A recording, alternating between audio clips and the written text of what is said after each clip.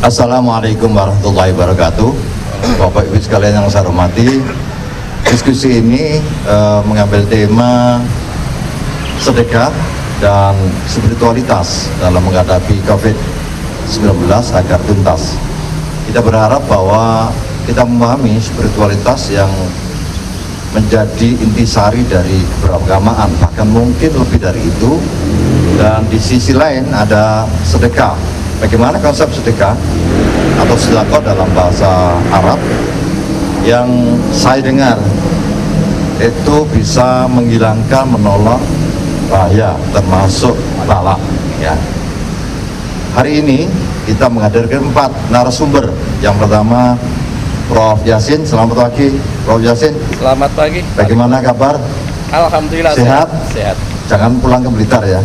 Tidak. Nggak boleh sekarang ya. Tadi di cek suhu badan 36. Oh 36. Oh bahaya ya. Sebelahnya ada Pak Dr. Razi. Selamat pagi Pak Razi. Selamat pagi. Assalamualaikum. Nah, beliau ini adalah dokter bidang fisika ya, Ya, siap. yang membuat KAPI. Apa KAPI itu? Kabut antivirus. Kabut antivirus ya.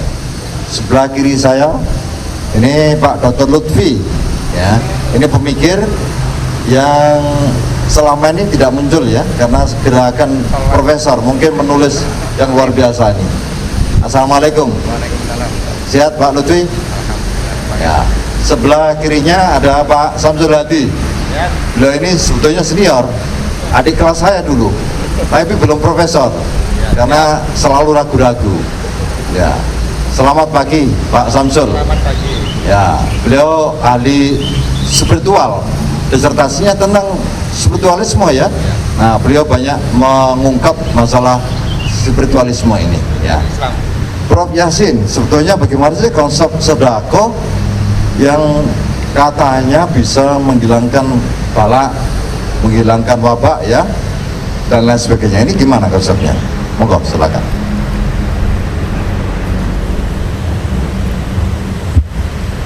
Assalamualaikum warahmatullahi wabarakatuh. Selamat pagi Pak Rektor, para pembicara dan para pemirsa yang berbahagia. Terkait dengan sedekah ini, saya punya tamsil, saya punya doa sederhana. Ketika ada orang ngamen di depan rumah saya, Ya. itu saya bilang lewat aja atau lewati aja. Itu kadang muncul ucapan dari mereka, pelit. Ya, ya, ya. Wah, kapan-kapan dirampok aja. Itu pernah itu.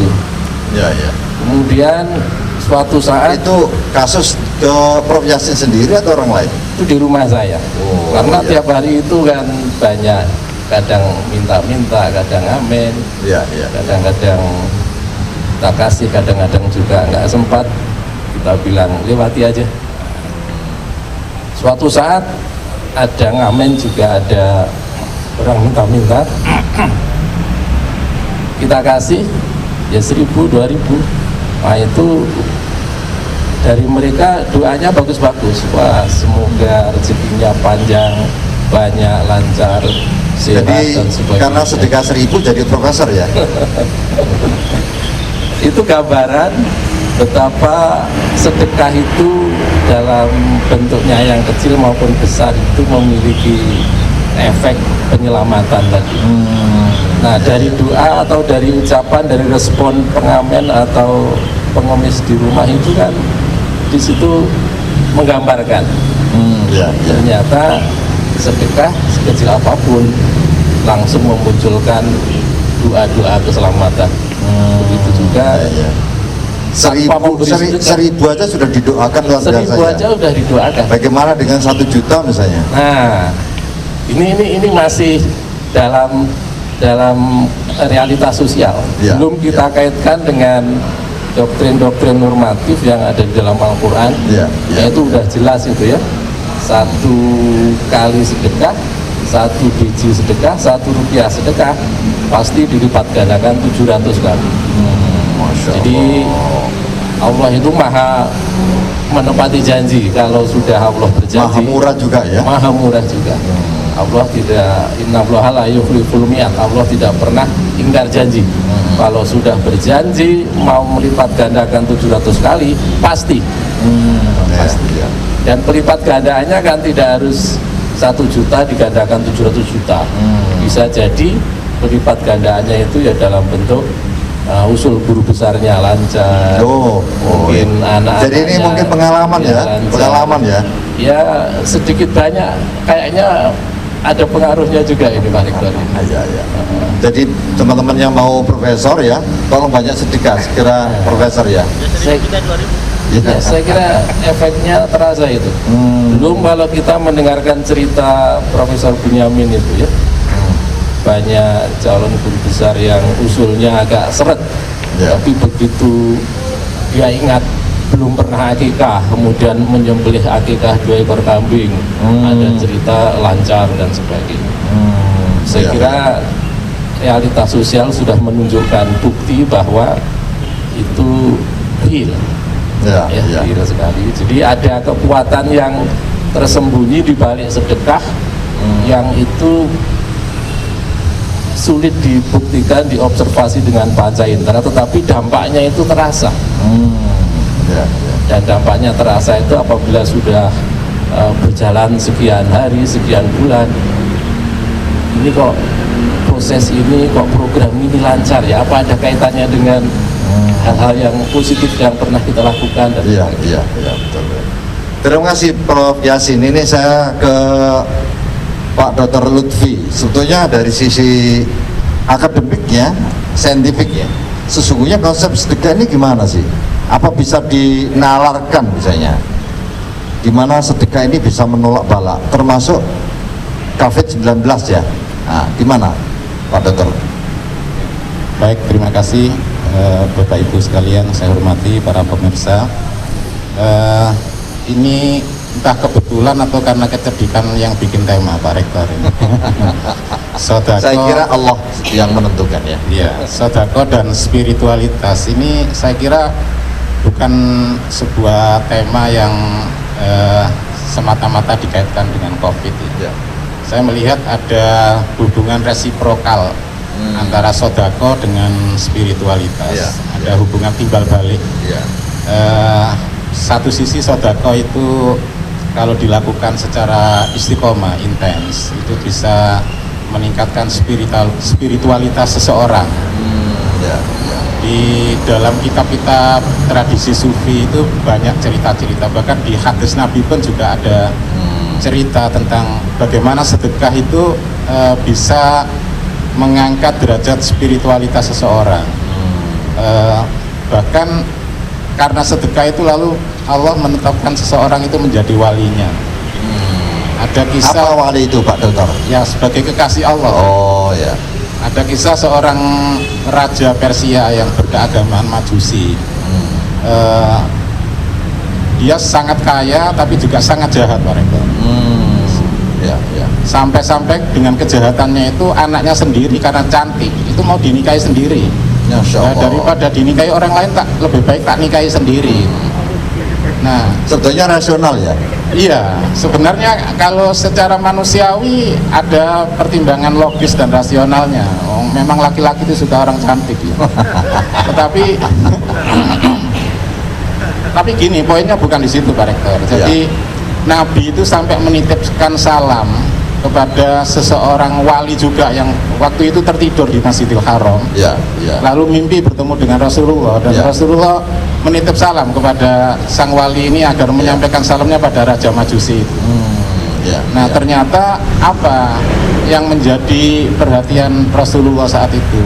Karena si Majusi ini dalam perbuatan jahatnya masih berkenan menghibahkan sebagian kekayaannya pada seorang janda muslimah yang setiap kali waktu dia mau bersenggama dengan putri yang dinikahinya itu dia selalu nampak di depan matanya sehingga dia terganggu kemudian mendatangi kepada janda itu. Kenapa kamu setiap kali saya mau berhubungan dengan anak saya kamu selalu muncul di depan saya?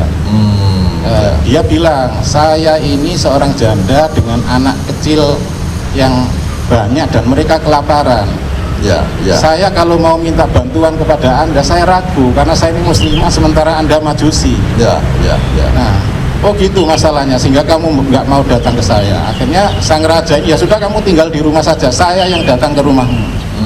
Maka datanglah sang raja ini dengan membawa seluruh logistik yang dibutuhkan oleh si janda ini untuk memenuhi kebutuhan anak-anaknya yang kelaparan. Ya, ya, ya. Rupanya ini yang kemudian menyebabkan Allah memperhatikan dia, dan sampai Rasulullah nitipkan salam, sehingga ketika salam itu disampaikan oleh sang wali tadi, Ya. begitu hebatnya nabimu itu, saya baru kali saja berbuat baik, dia tahu. Masya Allah. Bukan karena sekali, tapi karena sedekahmu itu.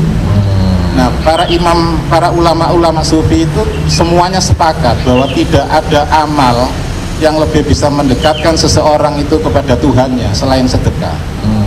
Kalau amal-amal yang lain, sholat tahajud, wiridan, itu mekanismenya sangat rumit, Pak Rektor. Harus Ya, wudu, ya. harus niat yang harus bersih. Tapi kalau sedekah itu nggak ada niat, sekali diberikan ya sudah langsung diterima. Ya.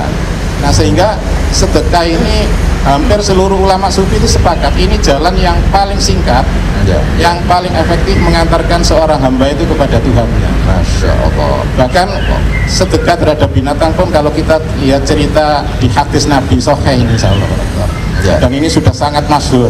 Ya. Ketika seorang wanita memberikan suapan air terhadap anjing yang kehausan Oh, yang menolong itu ya, anjing yang masuk ke sumur itu ya. ke sumur itu. Nah, dengan ini kan wanita kan dikenal sebagai, kalau sekarang wanita tunasusila, PSK, Oh, iya, iya. pekerja seks komersil. Satu riwayat ada yang mengatakan air itu ditimba, tapi riwayat yang lain mengatakan dia datang ke bawah sumur itu. Ya, namanya wanita nakal itu kan memang agak tomboy gitu ya. Sampai dia masuk ke sumur, ngambil air sumur dengan Tapi sepatunya. ini bukan pengalaman ya, bukan ya? Ini hadis sahih ini. Oh, iya. Ini hadis sahih. Nah, karena dia memberikan sedekah air terhadap anjing yang kehausan, itu menyebabkan Allah memberikan hidayah kepada dia sehingga dia tobat dan menjadi wanita muslimah baik-baik. Bahkan Al-Kisah, wanita ini di kemudian hari menjadi kekasih Allah. Masya Allah. Ini kekuatan daripada sedekah. Ya. Nah, saya kira kemudian spiritualitas itu, kalau sedekah itu meningkatkan spiritualitas seseorang, maka spiritualitas itu salah satu unsurnya menurut Alfred Adler. Ini salah seorang psikolog, dokter, juga terapis berkebangsaan atau berkelahiran Austria, Pak. Oh, iya. Dia mengatakan bahwa salah satu aspek dari spiritualitas itu adalah kreativitas. Maka kalau sedekah itu bisa meningkatkan spiritualitas seseorang, saya kira kaitannya dengan fenomena maraknya COVID-19 ini, banyak para tokoh-tokoh, ulama-ulama, kiai-kiai, pelaku toriko Ya. yang saya lihat di beberapa sumber itu sangat kreatif di dalam memberikan tindakan-tindakan preventif. Ya. Ya. Tidak sejenis kafi, kabut antivirus, tetapi lebih merupakan satu kreativitas olah nafas, tapi disertai dengan dzikir tauhid. Nah, ya. ini misalnya dilakukan oleh Mungkin bisa dipraktekkan sebentar bagaimana itu? ya, yang dilakukan oleh Gus Iim yang Oh. Pak Rektor kemarin sharekan di video itu Muslim yang dari Mojokerto ya? dari Mojokerto Ya. itu. Mungkin Pak Dr. Lutfi bisa mempraktekkan sebentar barangkali. Ya, saya lupa ingat gerakannya Pak Rektor, tetapi yang jelas itu gerakan melingkar tangan gitu, Ya. kemudian dengan menyertakan zikir la ilaha illallah. Dan kemudian misalnya ini la ilaha illallah Muhammadur Rasulullah. Nah, Ya. gerakan ini ketika disertai dengan pernafasan yang benar, Ya. Ya. dengan menggunakan pernafasan perut, ternyata mampu menghalau bukan saja hal-hal yang bersifat material, kasat mata, bahkan yang non kasat mata seperti virus itu ada tetapi tidak kasat mata gitu. Jadi itu bisa terhalau gitu. setan, jin, virus hilang semua ya? Iya, Pak. Ya, tentu saja pembuktiannya bukan pembuktian empirik. Ini Tapi metafisis ya? pembuktian metafisis, tetapi efeknya bisa dilihat secara empirik pada kesehatan fisik seseorang gitu. Nah, saya lihat jamaah Gus Im itu bukan saja bahagia, dari wajah mereka kan kelihatan, Pak, Ya. tapi juga mereka sehat gitu. Terima kasih. Ini ada muncul mungkin seorang apa ya? Dukun bukan, tapi mungkin spiritualis ya. Ini mungkin Pak Dr. Lufi akan mengembangkan itu kira-kira ya. Jadi selain meniti jadi guru besar juga menjadi semacam semi paranormal apa gitu ya. Ada produk lain. Iya. Paranormal tetapi pendekatannya saintifik. Oke, terima kasih. Mungkin dilanjutkan Pak Dr. Samsul, Pak Samsul. Anda kan menulis tentang spiritualitas ya. Sungguhnya apa itu yang Anda tulis? Yang mungkin sangat menarik dikaitkan dengan sedekah sekarang. Ya, terima kasih Pak Rektor. Saya ingin pertama menyampaikan bahwa dalam perspektif Barat ya, Ya. di Barat itu bahwa yang disebut spirituality itu adalah ya agama sebenarnya. Oh gitu. Agama. Jadi mereka mencari spiritualitas itu ya sebagaimana yang di dunia timur itu loh. Yaitu dunia timur itu adalah tempat lahirnya agama-agama. Benar tadi yang disampaikan oleh Pak Rektor bahwa jika kita kaji dari segi filsafat, ilmu pengetahuan, terus pengalaman para saintis untuk menemukan spiritualitas itu, ya spirituality itu adalah is the end of religion. Ya. Itu sudah ditulis oleh Komarudin Hidayat dan Bayu Nafis itu. Tetapi kita itu lebih daripada itu sebenarnya. Ya, ya. Agama itu muncul adalah untuk membantu manusia supaya bisa hidup dengan baik. Ya, jadi Allah menganugerahkan agama, memberikan ajaran ini dan itu untuk dilaksanakan sebenarnya semuanya adalah untuk manusia. Dan juga untuk alam semesta. Artinya orang beragama dengan baik, jadi orang baik, impactnya terhadap lingkungan baik gitu ya. Efeknya bukan hanya lingkungan terdekat, tapi impactnya kepada keselarasan semesta. Ya, jadi Allah itu di dalam perintah-perintahnya yang kemudian dikemas di dalam agama itu apapun bermanfaat bagi alam semesta, karena dunia ini diciptakan oleh Allah sangat sistematik. Oleh karena itu apa saja yang dilakukan oleh manusia kecil ataupun besar dan itu merupakan perintah agama pasti punya dampak yang luas, dampak kosmik namanya. Ya, ya. Nah, kita akan lihat misalnya bagaimana manusia ini gerakannya, tindakannya itu memiliki makna kosmik. Sebentar misalnya Pak Dokter, berarti sebetulnya COVID-19 ini adalah dampak yang tidak baik dari perilaku manusia sendiri ya? Ya, saya kira itu ya. Zaharal fasadu fil barri wal bahri bima kasabat aydin Kalau nas. begitu dari sisi spiritualitas harus bagaimana supaya menjadi baik? Nah, pertama adalah kita harus bisa menjadi baik seperti yang diajarkan oleh sains dan teknologi. Yang kedua, jika itu tidak cukup, barulah kemudian kita harus meningkatkan spiritualitas kita untuk melawan apapun, ya bahaya apapun termasuk juga wabah ini. Begitu Apakah ini penjelasan. masih dikotomi ya? Dikotomi Ya. antara spiritualitas dengan sains. Nah, ini harus kita jelaskan bahwa fenomenologi misalnya mengajarkan kepada kita bahwa tidak ada satupun yang ada di dunia ini kecuali memiliki lapisan-lapisan. Yang zohir, yang kita katakan zohir itu memiliki lapisan-lapisan. Dia punya grade yang panjang, begitu Ya. juga yang namanya spiritual. Ya. Itu punya grade. Ya. Nah, kebanyakan kita itu melupakan efek spiritual dari tindakan-tindakan kita yang zohir.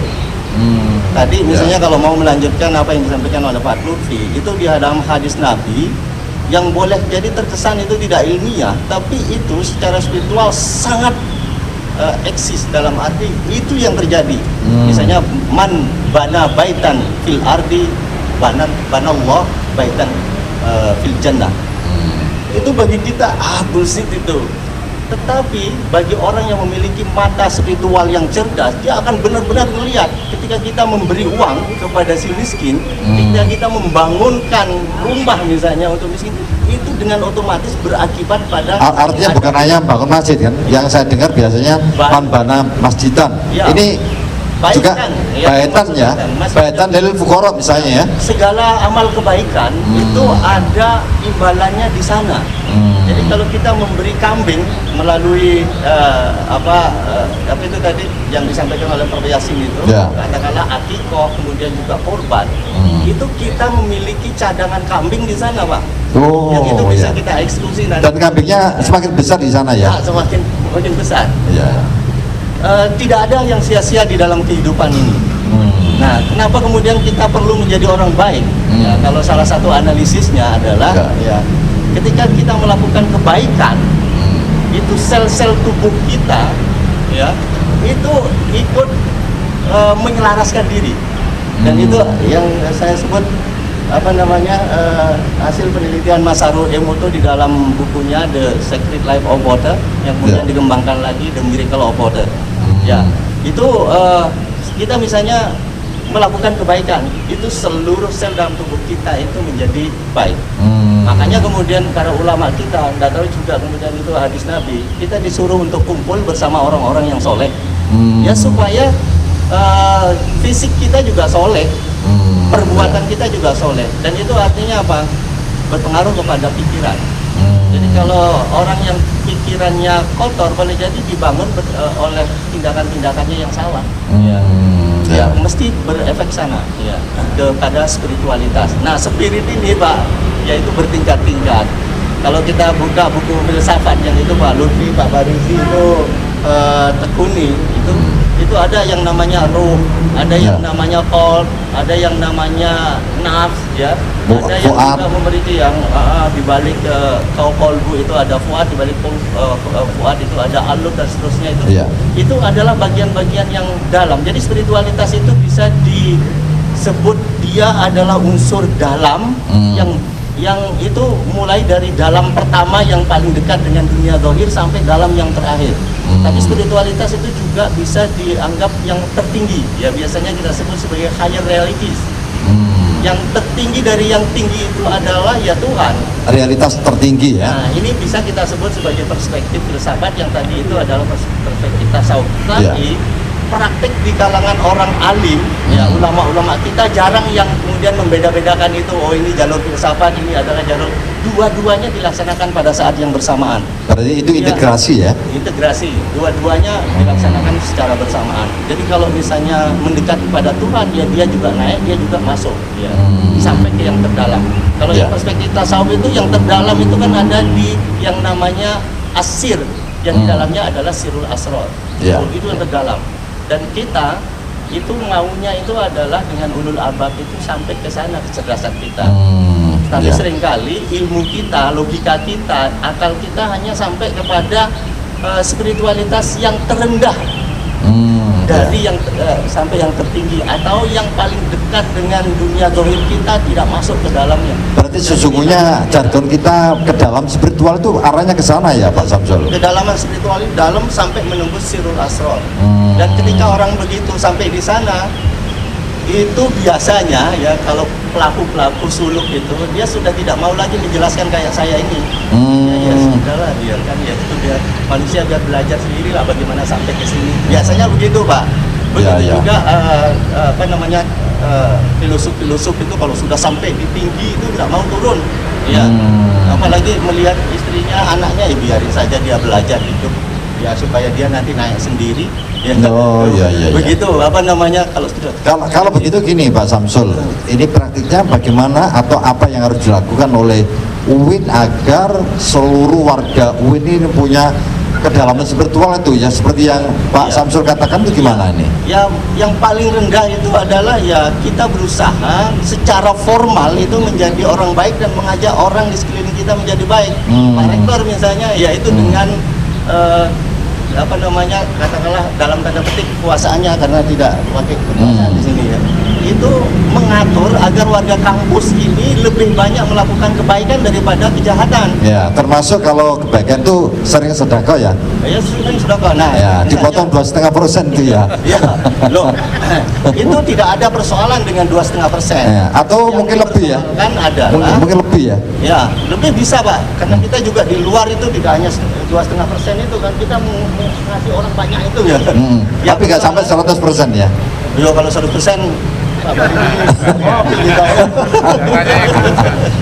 Terima kasih. Mungkin sedekah ini bukan hanya dalam bentuk uang ya. Senyum itu sedekah ya. Senyum, kemudian apa lagi? Sains ya, mengajar sedekah ya Pak Profesor ya. Nah ini Pak Tazi ini sedekah dengan membuat kafi, ya kabut antivirus. Ini yang sesungguhnya sedekah saintifik ya. Ya, gimana itu? Kalau kafi untuk menjadi sedekah itu gimana itu Pak Tazi? Ya, terima kasih Pak Rektor. Jadi kalau tadi dari sisi teori dan filosofi sudah dijelaskan semua, kalau saya menjelaskan itu mungkin nggak pas ya. Jadi mungkin sedikit saya ceritakan tentang ya implementasi sedekah untuk saya pribadi ya. Jadi sedekah itu menurut saya ya yang pertama disebutkan dengan kemampuan. Yang kedua lihat situasi dan kondisi. Ini contohnya kalau saya di jalan itu di mobil itu saya siapkan uang recehan mulai 1.000, 5.000 sampai 10.000. Nggak ada yang 100.000 atau 50.000 enggak ya? Sementara belum ada. Tempatnya nggak Jadi cukup. di jalan itu saya melihat kalau di perempatan lampu-lampu merah itu kan pasti ada orang yang minta-minta itu. Itu terus terang tidak semuanya saya kasih. Kalau anak yang masih muda pakai tato dan sebagainya itu pasti tidak saya kasih. Dan ini tadi di jembatan Soekarno-Hatta itu ada seorang bapak-bapak tua gitu ya, saya kasih nominal yang paling besar di situ 5.000. Ya. Jadi ada mau sodako harus diidentifikasi dulu ya. Iya, Jadi tanya KTP-nya dulu. mungkin manfaatnya, enggak sekilas saja, Bro. Oh, barangkali tanya Jadi KTP-nya. kalau kita ngasih ke anak-anak yang masih muda, yang masih layak untuk kerja, terus pakai tato itu, menurut saya kalau kita kasih malah menjumuskan, bisa-bisa dipakai untuk minum-minuman. Ya. Ya, Jadi seperti itu. Tapi kalau untuk yang benar-benar membutuhkan itu menurut saya Apa tepat. tidak sebaiknya dikasih 50.000 yang tatoan, tolong dong tatonya dihilangkan, bukan begitu?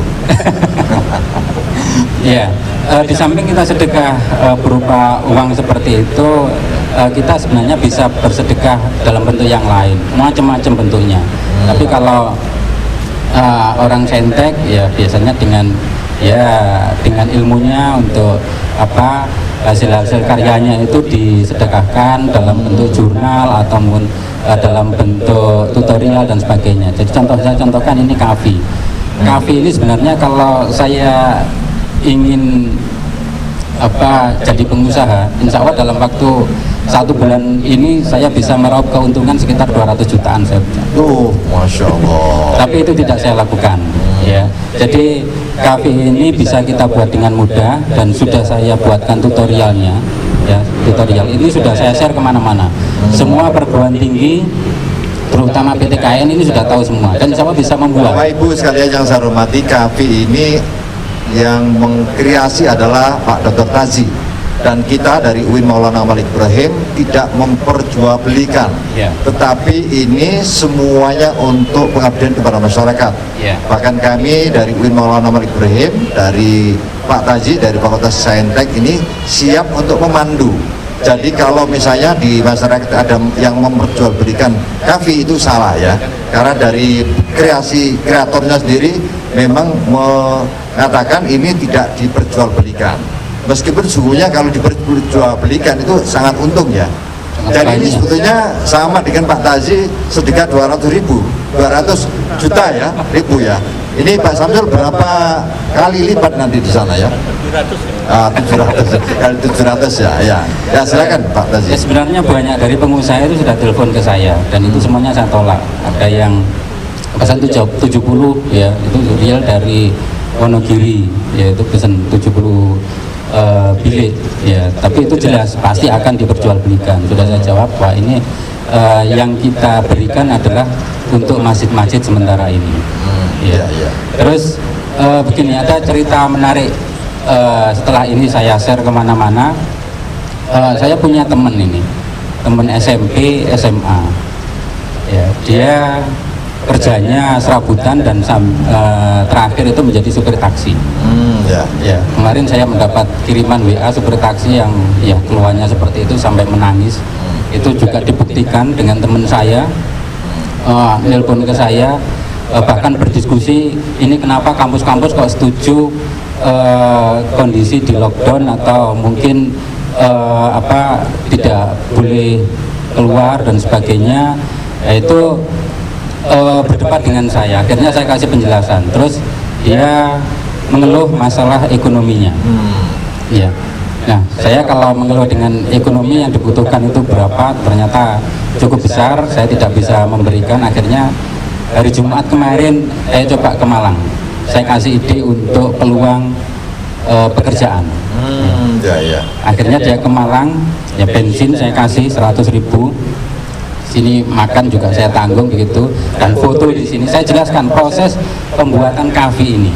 Kebetulan dia sedikit-sedikit bisa menyolder, ya elektronika sedikit-sedikit aja, basicnya sedikit aja. Nah itu akhirnya setelah saya kasih penjelasan cara pembuatan ini, pada hari ini dia sudah bisa memproduksi di Jombang, dan itu insya Allah akan dijual, tidak ada masalah saya kira. Jadi yang nangis tadi orang Jombang ya? Artinya saya sedekahnya itu tidak langsung memberikan uang tapi memberikan ilmu dan menjadi peluang pekerjaan gitu. Oh iya. Terima kasih Pak Tazi. Ini kembali ke Prof Yasin. Prof, ini kan kita sudah berhadapan dengan realitas masyarakat yang saya kira, saya tidak punya data kuantifikasinya ya, sangat banyak orang yang menderita, bahkan mungkin makan aja mungkin nggak bisa ya. Sebetulnya apa sih yang harus dilakukan oleh masyarakat yang mampu, termasuk apa yang dilakukan oleh dosen, karyawan UIN Maulana Malik Ibrahim dalam hal ini menghadapi seperti ini? Apakah efektif dengan sedekah itu? Oke, makasih Pak Rektor.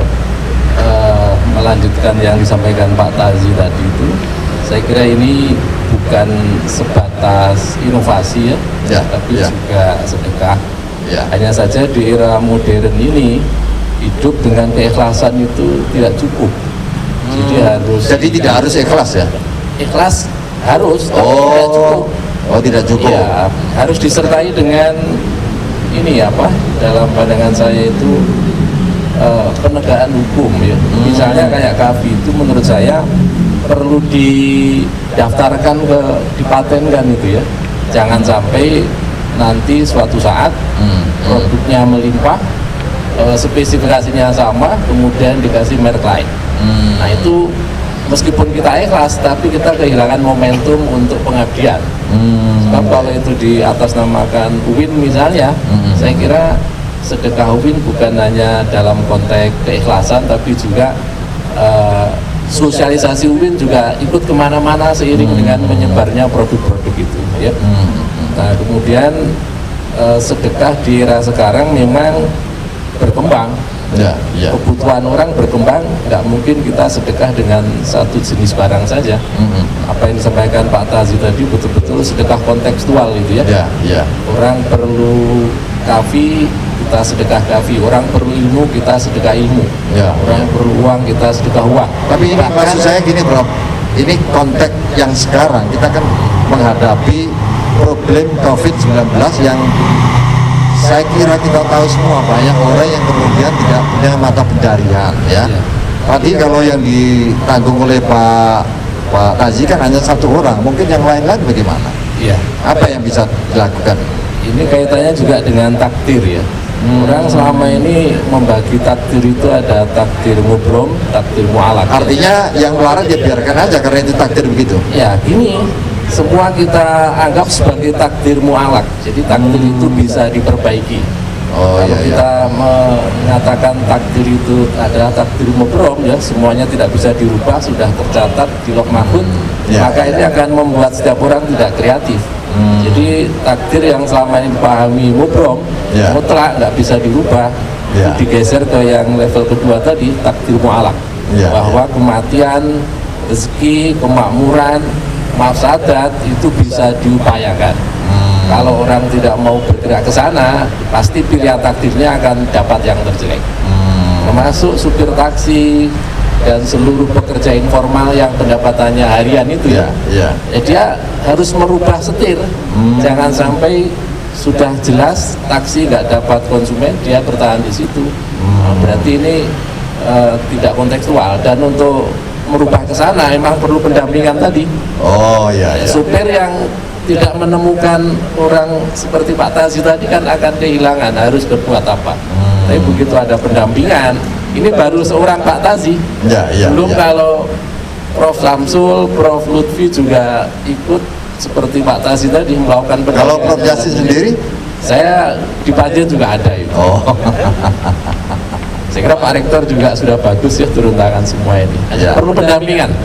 Orang-orang yang bekerja secara mindset tunggal itu harus diberikan alternatif-alternatif untuk merubah, menggeser pola pikirnya yang tidak monoton. Jadi artinya kita memberi uang, memberi beras, tapi juga memberi pendampingan, begitu ya? Ya, itu lebih bagus lagi. Kalau nggak ada uang, ilmu itu juga bagus, karena itu lebih strategis, lebih produktif. Dikasih beras, dikasih uang, sehari dua hari habis. Dikasih ilmu, nanti dia akan menularkan lagi pada yang lain. Jadi seperti konsep multi level marketing dalam Islam itu ya. Orang yang berbuat baik, dia akan mendapatkan kebaikan yang sama jika ada orang yang melakukan, dan itu akan bersambung. Seperti proses memaparnya COVID Corona. Satu orang kemudian memapar dua orang memapar empat orang memapar 8 orang. Artinya mengkoronakan sedekah gitu ya? Proses pemaparannya sama. Jadi satu orang kepada satu orang menyebar 2 orang, 4 orang dan sebagainya. Jadi terima kasih. Munculnya bahaya itu seimbang dengan potensi penyelesaiannya. Pak Lut, ini ada pikiran dari Prof Yasin. Sungguhnya kalau kita belajar dari corona, kita juga mengkoronakan sedekah. Ini gimana? Ada nggak logika saintifiknya? Baik Pak, saya sekaligus juga melanjutkan hubungan yang kedua dari hubungan resiprokal tadi Pak. Jadi tadi belum selesai ya? Iya, jadi tadi kan masih satu sisi bahwa sedekah itu bisa meningkatkan spiritualitas. Nah sekarang bagaimana spiritualitas itu bisa meningkatkan rasa, meningkatkan hubungan, simpati dan empati seseorang sehingga mau peduli terhadap penderitaan orang lain. Nah, jadi ada rasa empati ya? Iya. Jadi begini Pak, dalam teori psikologi ya yang digagas oleh oleh Abraham Maslow. Dia seorang teoritikus Amerika, itu tetangganya Pak Basri dulu. Jadi dia berteori tentang kebutuhan dasar manusia. Yang paling bawah itu adalah kebutuhan material, kebutuhan biologis, dan yang paling tinggi itu adalah aktualisasi diri. Nah, di dalam aktualisasi diri itu ada stage-stage, ada makomat kalau bahasa tasawufnya itu, ada station. Nah, puncak dari aktualisasi diri itu menurut Maslow yang ia sebut dengan peak experience, yaitu pengalaman puncak. Pengalaman puncak itu kalau dalam bahasa agamanya itu ada yang menyebutnya syatohat, nanti ada juga yang bentuknya itu mengambil bentuk cinta, makrifat, kemudian unionistik ya, persatuan antara manusia dengan Tuhan. Tapi saya tidak ingin masuk ke sana, ke yang sampai unionistiknya, tetapi aktualisasi diri, puncak aktualisasi diri dalam bentuk spiritual yang disebut oleh Maslow sebagai peak experience itu bisa menghubungkan seseorang. Jadi kalau spiritualitas itu diartikan sebagai sebuah kemampuan seseorang untuk memaksimalisasikan karakter, memaksimalisasikan esensi jiwa manusianya. Yang sesungguhnya di situ juga ada jiwa Tuhan, karena sesungguhnya ini agak kembali ke belakang kemarin Pak, ketika Pak Yahya menyebut apa yang disebut oleh Husin Nasr dengan Scientia Sacra. Itu sesungguhnya kan salah satu poinnya menurut Husin Nasr itu bahwa Islam itu tidak mengenal dikotomi. Salah satunya adalah antara agama dan sekulum atau sekuler atau dunia. Jadi Islam itu tidak pernah mendikotomikan antara dunia dengan akhirat, antara manusia dengan Tuhan gitu. Justru Islam itu mengharmoniskan itu, karena untuk yang pertama tadi tentang agama dan dunia dengan sekuler itu Pak, tidak ada menurut Islam itu yang benar-benar duniawi, tidak ada. Karena hal yang sepertinya menurut banyak orang itu duniawi, ketika itu kemudian kita lakukan dengan kesadaran ketuhanan, maka itu menjadi ukhrawi. Sehingga konsep sekularisme sebenarnya kenapa kemudian sekularisme itu tidak bisa berkembang di dunia Islam? Ya, Turki mencoba bereksperimen dengan sekularisme itu tetapi gagal. Karena memang pandangan dasar Islam tidak pernah memisahkan antara dunia dengan akhirat. Bahkan dunia ini menjadi jembatan, jadi bridging. Ad-dunya masru'atul akhirah, kan begitu, bahwa dunia itu adalah jembatan menuju akhirat. Apa yang kita perbuat hari ini itu akan kita dapatkan nanti di akhirat. Terekam semua ya, Terekam. dan itu nanti dihitung di akhirat sana ya. Ya, nah kembali ke tadi Pak ya, jadi dengan meningkatkan spiritualitas seolah-olah kesannya ketika manusia itu melalui zikir, melalui pengasingan diri atau isolasi diri, kholwat ya, untuk mendekatkan diri kepada Allah, seolah-olah dia egois. Kesannya dia egois, padahal ketika dia mampu meningkatkan karakter esensi jiwanya pada puncak pengalaman spiritualnya itu, dia justru akan terhubung dengan manusia-manusia lain. Bukan hanya dengan manusia, dengan alam semesta, dengan segala seisinya. Sehingga orang yang sudah sampai pada peak experience ini akan memiliki jiwa yang humble, akan memiliki sensitivitas yang sangat tinggi. Justru ketika seseorang itu memiliki kedekatan dengan, kalau bahasa ilmiahnya, karena memang ilmu di barat itu sudah mencoba membawa kepada dimensinya yang bersifat material, sehingga Tuhan itu lalu diturunkan pada level kesadaran. Nah, sehingga orang yang disebut dengan universal consciousness, kesadaran universal. Nah, orang yang sudah sampai pada kesadaran universal ini, kalau dalam bahasa agamanya adalah Tuhan, Allah, maka dia jiwanya, kesadarannya akan meluas. Jadi ketika dia vertikal, kemudian dia akan beresonansi secara horizontal. Nah, ini mungkin kalau di dalam sholat bisa tergambarkan dalam mana assalamualaikum pada saat kita selesai Kanan ke kiri itu ya. ke kanan ke kiri. Artinya kekuatan hablum minallah itu berdampak terhadap kekuatan akan beresonansi secara horizontal kepada sesama. ya. Pak Samsul, ini saya kembali ke Pak Samsul ini. Ini disebut Maslow Big Experience, pengalaman besar, mungkin keindahan yang luar biasa ya. Kalau mungkin dalam tasawuf itu apa itu, disebut apa itu? Kalau syatokat itu mungkin bukan ya, tapi mungkin pengalaman yang apa ya, merasa bahwa dirinya sudah bersama dengan Allah misalnya. Nah, apakah itu betul, itu dipacu dan dipicu oleh spiritualitas yang tinggi? Itu yang tadi saya sampaikan, bahwa ketika kekuatan-kekuatan alam itu tidak mampu melindungi kita dari bahaya, kita harus minta perlindungan kepada yang menguasai alam. Ya, cara menguasai sampai kepada yang menguasai alam ya itu tadi, kita masuk ke dalam sampai yang terdalam, atau meningkat sampai yang tertinggi. Mungkin cara teknisnya gimana Pak Samsul? Begini, kalau dari segi spiritualitas, corona itu sebenarnya ya sama dengan kita, makhluk hidup juga. Ya, makhluk hidup sama dengan kita, ya punya kehendak dia. Minimal makhluk ya. Ya, kalau dia punya kehendak, itu artinya bisa dikelola. Sepanjang masih punya kehendak, itu adalah makhluk yang punya kehendak, bisa dikelola, bisa diperintah. Bisa diperintah. Makanya kemudian, atau bahkan mungkin bisa dikuasai ya. Ya, bisa dikuasai. Saya mengatakan begini, kalau kita mau membunuh corona itu terlalu mahal harganya. Karena kita tidak bisa melihat perkembangbiakannya yang tak terbatas. Mendingan kemudian kita minta tolong kepada orang yang bisa mengelola corona, atau zat yang bisa mengelola corona. Siapa itu Pak Samsul? Yaitu yang kita sebut sebagai kekuatan-kekuatan spiritual. Kita bersedekah kayak begitu itu sebenarnya kita menjalankan perintah Allah. Dan kita menjalankan perintah Allah artinya adalah kita tunduk kepada ajaran Allah. Ketika kita misalnya tunduk kepada ajaran Allah, semua makhluk spiritual itu hormat kepada kita, Pak. Sehingga orang yang katakanlah dekat dengan Allah, menjalankan perintah-perintah Allah, para malaikat pun kemudian akan jangan ganggu itu Pak Lutfi. Dia orang baik. Itu gitu ya. kepada corona itu loh, Pak.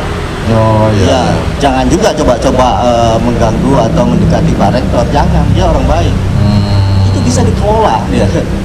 Mendingan kemudian kita minta tolong kepada yang bisa mengelola ini, yaitu Zat yang Maha Kuasa yang mempengaruhi kehendak.